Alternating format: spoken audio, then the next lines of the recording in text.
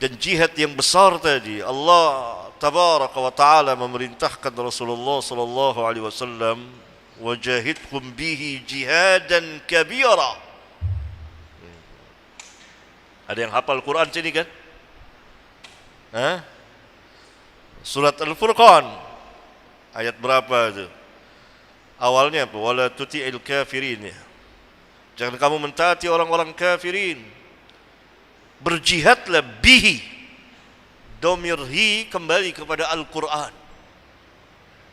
Berarti jihad ada dua. Jihad yang dimaksud di sini jihad ilmiah, jihad ilmu, jihad menegakkan kebenaran, jihad imaniyah, memperjuangkan keimanan, menegakkan Islam, menegakkan hujjah Allah kepada manusia. Rasulullah diperintah wajahidhum bi, berjihadlah dengan Al-Quran, bukan dengan pedang atau senjata dulu, karena tidak punya kekuatan saat itu di Mekkah. Turun surat itu kan surat-surat Makkiyah, surat Al-Furqan.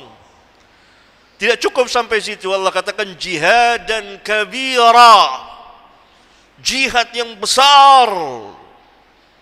Jadi menuntut ilmu seperti antum, kita semua menuntut ilmu, enggak ada yang bukan talib. Semuanya talib, menuntut ilmu harus betul-betul besar, tidak main-main, sehingga menghasilkan ilmu. Karena ilmu ini sangat besar sekali, dan Islam mendasari segala sesuatunya dengan ilmu. Yani agama Islam, Rabbuna Azza wa Jal menurunkan Al-Quran, anzalahu bi'ilmihi. Allah turunkan Al-Quran dengan ilmunya. Allah bedakan antara orang yang berilmu dengan orang yang tidak berilmu. Qul hal yastawi alladhina ya'lamuna wal ladhina la ya'lamun. Katakan, samakah orang yang tahu dengan orang yang tidak tahu? Allah perintahkan untuk bertanya kepada ahli ilmu. Fas'alu ahla dzikri in kuntum la ta'lamun. Fas'alu ahla dzikri in kuntum la ta'lamun. Allah wajibkan dua golongan manusia.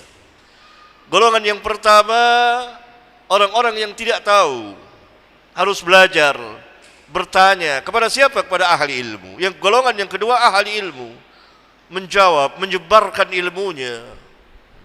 Tidak boleh menyembunyikan ilmu.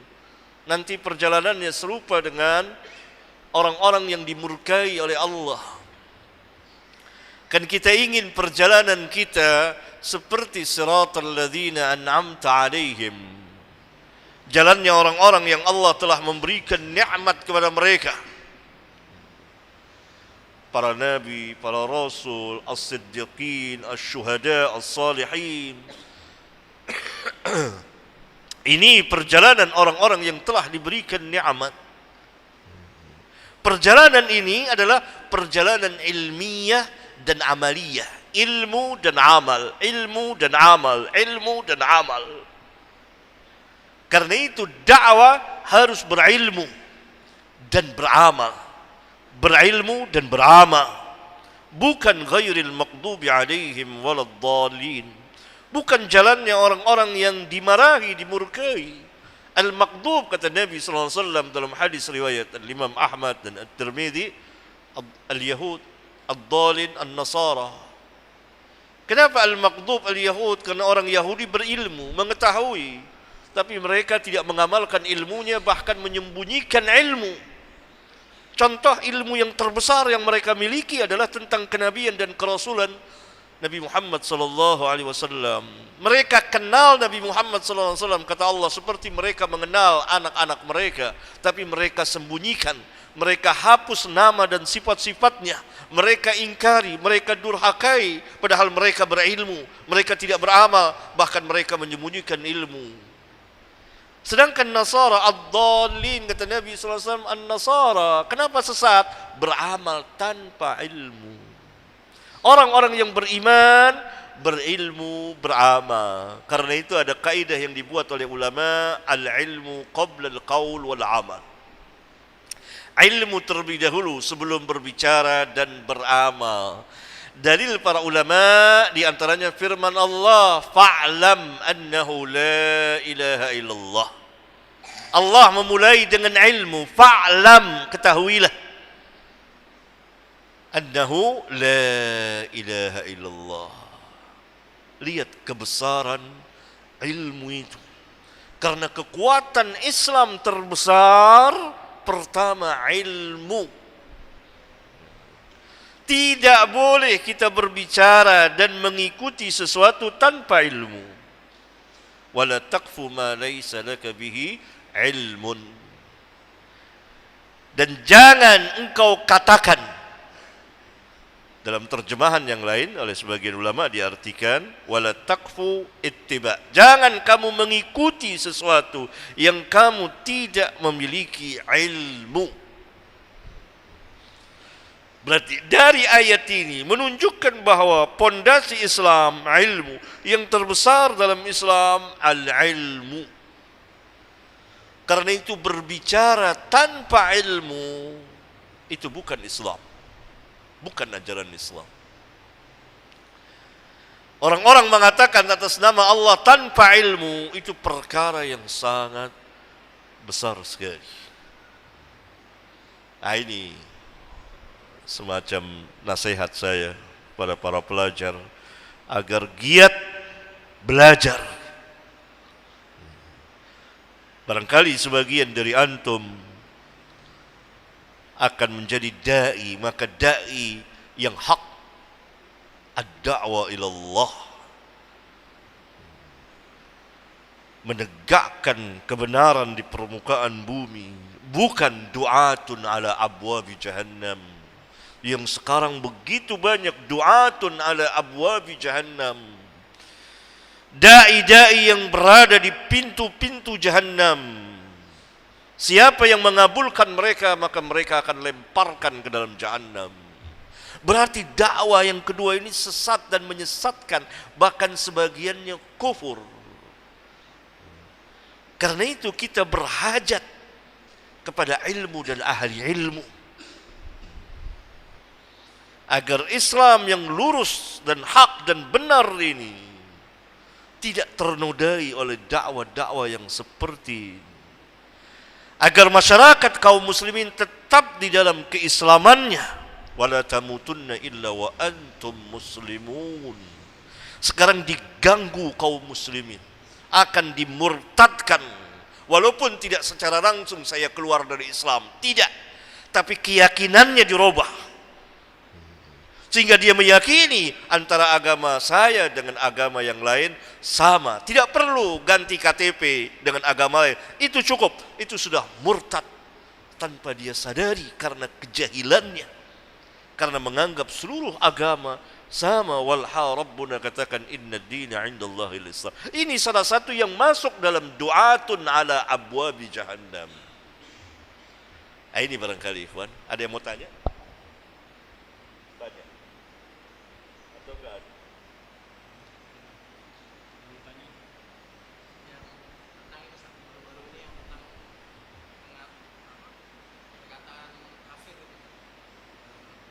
Itu du'atun ala abwabi jahannam, yang mengatakan kafir Allah. Bahkan ada surat yang anak-anak kita hafal surat itu, qul ya ayyuhal kafirun. Jelas, tegas.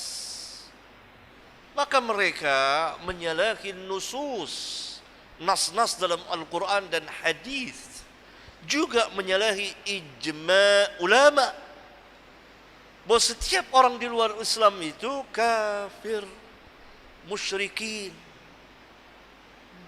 Tidak ada khilaf bainal ulama. Oleh karena itu mereka membagi orang kafir ada tiga. Kafir apa? Kafir harbi. Apa kita mau ganti non muslim harbi? Kafir zimmi, non muslim zimmi, gak ada. Ini kesepakatan. Kafir muahad, tiga. Ada kafir yang perang dengan kita, sedang perang dengan kita, Ada kafir zimmi, kafir yang berada di kekuasaan, tinggal bersama kita, bertetangga dengan kita, dan dijamin kehormatannya, darahnya tidak boleh diganggu, darahnya tidak boleh ditumpahkan, kehormatannya tidak boleh diganggu, hartanya tidak boleh dirampas, dan mereka membayar jizyah, tinggal bersama kita. Ini kafir zimmi. Gak ada ulama namakan non muslim. Kafir dinamakan kafir. Kafir nama dia. Mau memusuhi kita atau tidak, ini kan kafir zimmi, tidak memusuhi, tidak memerangi kita. Yang ketiga, kafir mu'ahad, tinggalnya tidak bersama kita, negerinya berlainan, tapi ada ikatan perjanjian. Damai, gencetan senjata, saling mengunjungi, boleh. Itu kafir mu'ahad yang ada ikatan perjanjian. Ini namanya apa? Kafir semuanya. Itu bahasa syar'iyah, ijma' ulama. Berarti ini batil. Katanya berdalil dengan Al-Quran, itu tahrifun nusus, mentahrif nas. Semua ulama kalau ditanya orang jual siapa? Kafir, musyrikin. Innal ladzina kafaru min ahlil kitab, aliyat, wal musyrikina fi nari jahannam khalidina fiha ulaika hum syarrul bariyah. Itu ayat yang biasa dihafal dan dibaca di setiap salat. Sesungguhnya orang-orang kafir, yaitu min di situ huruf min lil jinsi, li bayanil jins, untuk memberikan penjelasan jenis, bukan sebagian. Secara keseluruhan ahlul kitab itu kafir. Allah yang katakan kafir. Tetapi sayangnya mereka tidak berani berbicara kepada orang di luar Islam. Tidak berani menaiki mimbar Yahudi, menaiki mimbar Nasara, menaiki mimbar agama lain untuk mengatakan, jangan kamu panggil orang Islam kafir. Kan mereka panggil kita apa? Sama. Kok hanya kepada kita? Suruh itu kiai-kiai itu sana, bilang sama orang-orang, misalnya Nasara, siapa? Apa mereka namakan kita? Domba sesat? Tak apa. Pasti mereka mengatakan bahwa kita ini, kecuali mereka berpaham liberal, semua agama sama baik. Seperti ada paham dalam Islam yang sesat menyesatkan, mengatakan semua agama sama baik karena tujuannya satu kepadanya. Kalau demikian, maka tidak boleh kita bedakan antara pekerja dengan pencuri. Karena pencuri tujuannya sama dengan pekerja. Apa? Cari makan. Maka pencuri tidak boleh ditangkap, perampok tidak boleh ditangkap, karena umumnya tujuannya untuk makan. Demikian juga tidak bisa dibedakan antara wanita yang bernikah dengan wanita yang melacurkan dirinya, karena umumnya untuk mencari nafkah. Ini berbahaya paham ini. Kalau terhadap pencuri dan perampok dengan orang biasa sudah mereka tidak bisa menyamakan, bagaimana din mereka samakan? Yang jauh lebih besar lagi. Itu logika. Maka ini, tapi itu hanya beraninya sama orang Islam. Tidak berani menaiki mimbar agama lain untuk mengatakan, kamu jangan mengatakan orang Islam kafir atau apa, tapi katakan non ini, gitu. Non ahli kitab, gitu. Seperti itu, katakan. Tidak berani, tidak. Kok hanya orang Islam? Ini paham liberal, paham batiniyah, melanjutkan paham syuyukh mereka.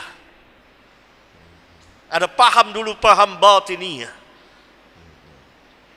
paham wihdatul adyan, kesatuan agama-agama.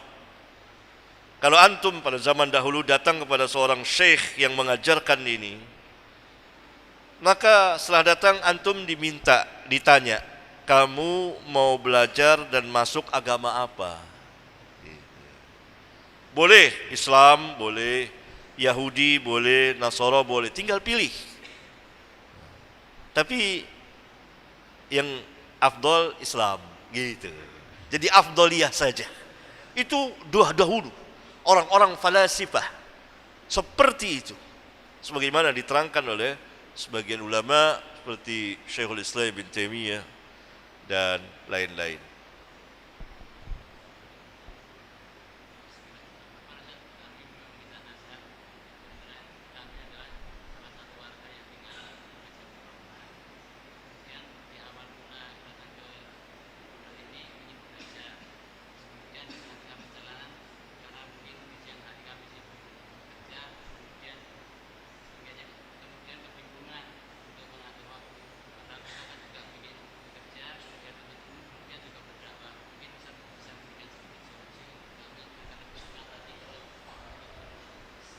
Tidak boleh ditinggalkan sesuatu amal yang telah kita tetapkan, niatkan, dan kemudian kita kerjakan dan kita jadikan rutinitas, tidak boleh kita tinggalkan. Dalilnya adalah salah satu saja. Rasulullah SAW dalam hadis riwayat Bukhari, ada Sahih Bukhari, Rasulullah SAW pernah berkata kepada seorang sahabat, jangan kamu seperti si fulan. Dahulu dia salat malam, kemudian meninggalkannya. Di antara faedah besar, di antara faedah hadis ini, bahwa amal yang telah kita tetapkan, walaupun itu sunat, hendaklah kita lazimkan. Karena Allah tabaraka wa ta'ala mencintai amal yang terus menerus, wa in qalla, meskipun sedikit, tapi kita istiqamah. Apalagi ini nuntut ilmu yang merupakan fardu ain. Ilmu terbagi dua, ilmu fardu ain, ilmu fardu kifayah. Jangan ditinggalkan dibagi waktu. Sahabat juga bekerja, sibuk di pasar, sibuk di pertanian. Karena itu ada yang sedikit meriwayatkan hadisnya karena mereka sibuk di pasar-pasar. Umar bin Khattab, beberapa hadis dia tidak tahu, tapi tetap nuntut ilmu.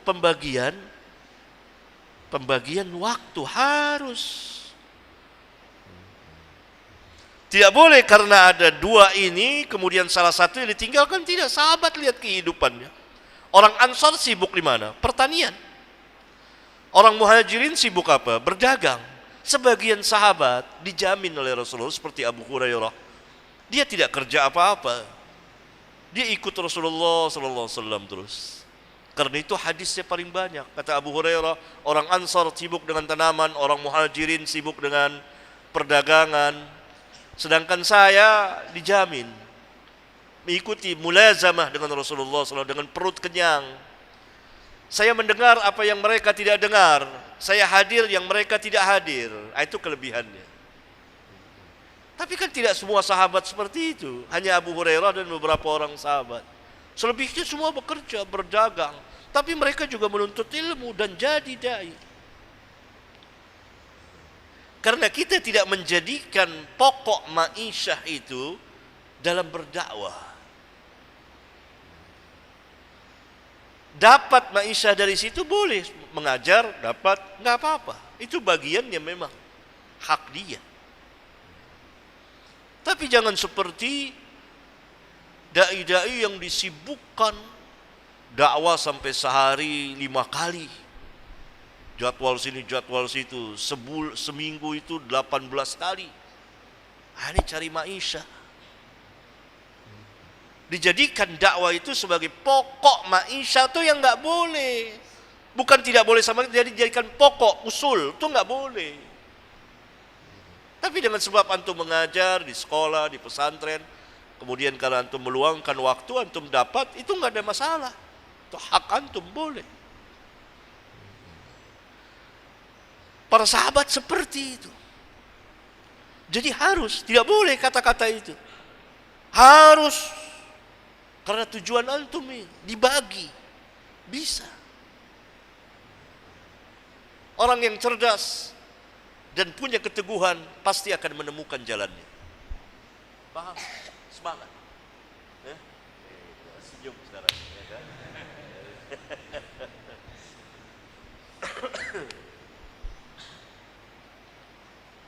Ya. Ini benar ya, kipasnya. Saya nggak kuat kalau ada kipas. Mohon maaf, saya nggak kuat.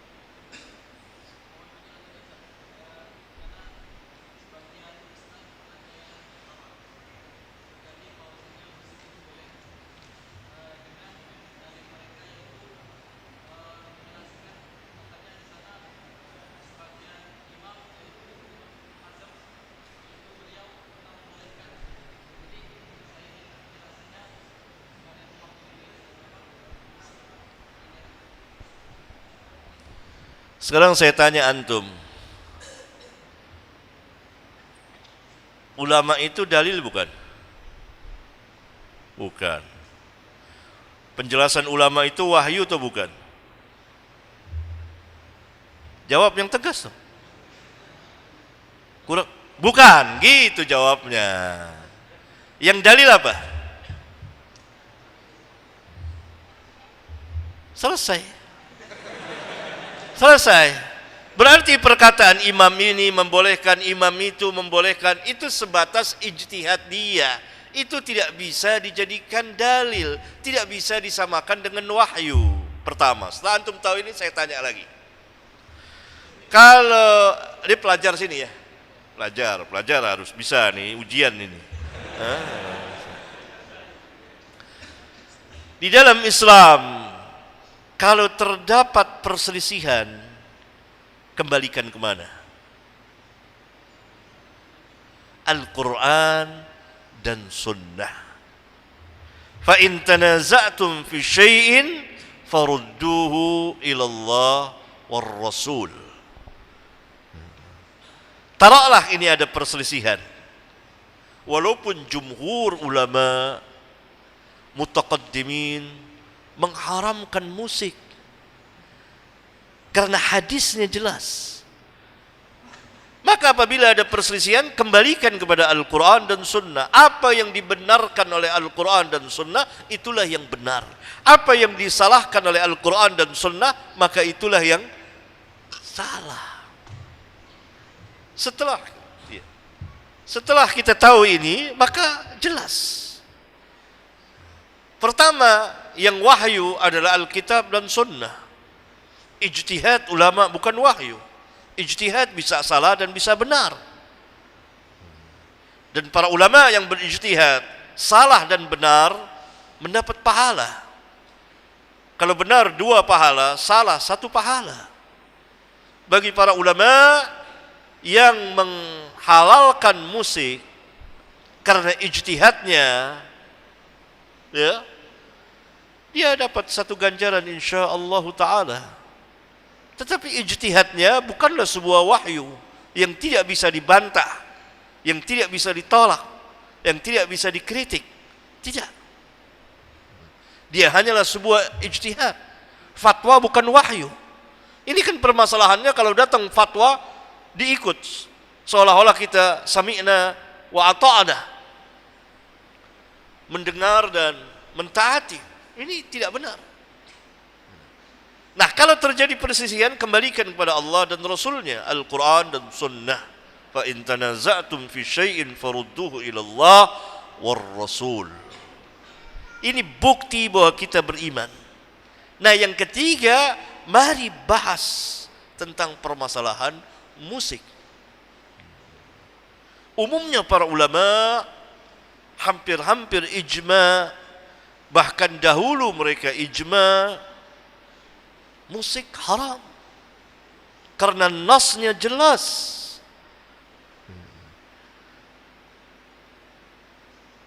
Hadis di Bukhari dan lain sebagainya mengharamkan ma'azib. Mengharamkan ma'azib. Itu jelas, tidak ada, saya tidak menemukan khilaf mutaqaddimin dari kaum salaf yang menghalalkan belakangan. Baru sebagian ulama seperti Al-Imam Ibnu Hazm dan lain-lain ada menghalalkan ma'azib, peralatan musik dan lain sebagainya. Itu ijtihadnya jelas salah. Rombongan bala tentara para ulama dari mulai sahabat dan seterusnya mengharamkan karena memang tidak ada faedahnya sama sekali. Ini ada syarahan luas. Saya kira cukup sampai di sini. Subhanakallahumma wa bihamdika asyhadu an la ilaha illa anta astaghfiruka wa atubu ilaik. Wassalamualaikum warahmatullahi wabarakatuh.